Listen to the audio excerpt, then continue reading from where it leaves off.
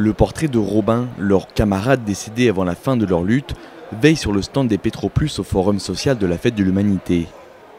Ces anciens ouvriers de la raffinerie normande contestent le choix du gouvernement du tandem Valgo-Bolloré pour reprendre leur site. Selon eux, un autre plan de reprise par le Suisse Terrae permettrait de maintenir une activité de raffinage en France et de conserver de nombreux emplois. On revendique depuis 53 mois, c'est la reprise de la raffinerie par un repreneur en raffinerie.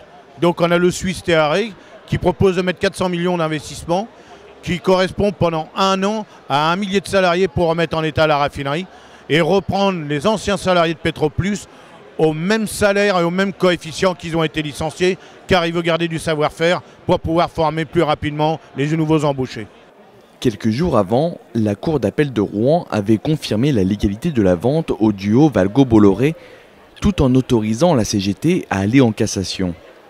Mais pour cela, les militants de la raffinerie normande doivent rassembler 10 000 €. Ils ont profité de la Fête de l'Humanité pour lancer une opération de collecte de fonds.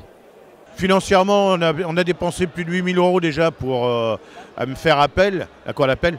Et la Fédé va nous aider, plusieurs syndicats vont nous aider pour éviter d'épuiser tous les fonds qu'on a dans les caisses pour pouvoir aller en justice. Le gouvernement nous a coupé donc l'Iran, l'Irak, les Libyens et maintenant les Suisses.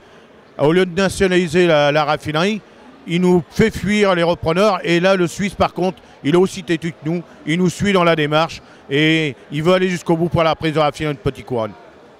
En attendant leur passage à la Cour de cassation, les Petroplus continuent à démarcher des clients potentiels en cas de reprise par le raffineur suisse.